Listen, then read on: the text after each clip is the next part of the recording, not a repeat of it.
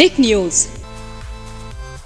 प्रधानमंत्री नरेंद्र मोदी और उनके केंद्र शासन काल में कई ऐसी घटनाएं घटी हैं जिसे इंटरनेशनल लेवल पर काफ़ी ज़्यादा देखा जाए तो चर्चा का विषय बनते हुए देखा गया। लेकिन इस बार इंटरनेशनल लेवल पर मोदी सरकार के खिलाफ अमेरिकी अखबार में एक विज्ञापन से काफ़ी बड़ा विवाद बढ़ा है। जी हाँ, आपको बताना चाहेंगे हमारी इस रिपोर्ट में अमेरिकी अखबार वॉल स्ट्रीट जर्नल में हाल ही में एक विज्ञापन छपा जिस पर काफ़ी विवाद हुआ।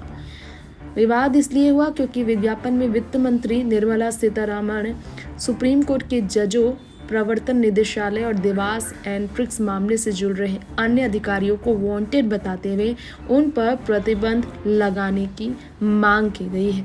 13 अक्टूबर को अखबार में छपे इस विज्ञापन में लिखा गया कि मिलिए उन अधिकारियों से जिन्होंने भारत को निवेश के लिए एक असुरक्षित जगह बना दिया।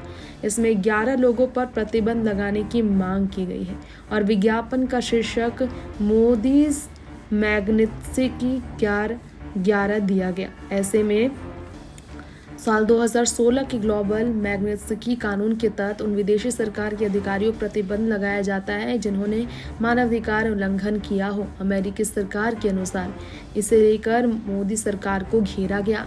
अब उस वक्त ये जारी किया गया जब सीतारमण अमेरिका के दौरे पर गई हुई थी। अंतर्राष्ट्रीय मुद्रा कोष और विश्व बैंक की सालाना बैठक में शामिल होने के लिए 11 अक्टूबर को वॉशिंगटन वो पहुंची थी। 16 अक्टूबर तक वो अमेरिका में रहेंगी, उन्होंने फैसला लिया था। इसी बीच इस तरह की घटना घटी। विज्ञापन में 11 लोगों के नाम दिए गए और लिखा गया मोदी सरकार के इन अधिकारियों ने राजनीतिक और व्यापारिक प्रतिद्वंदियों से हिसाब चुकता करने के लिए राज्य की संस्थाओं को हथियार के रूप में इस्तेमाल करके कानून का शासन खत्म कर दिया, भारत को निवेशकों के लिए असुरक्षित बना दिया है। तो इस तरह की स्थिति बनाई गई है, इस तरह के शब्दों का प्रयोग किया गया।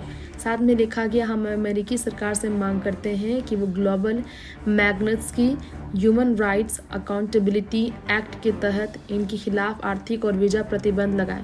मोदी के शासन में कानून के राज में गिरावट आई है। भारत निवेश के लिए खतरनाक जगह बताई जा रही है। तो अगर आप भारत में निवेशक हैं तो आप अकेले हो सकते हैं, ये भी कहा जा रहा है।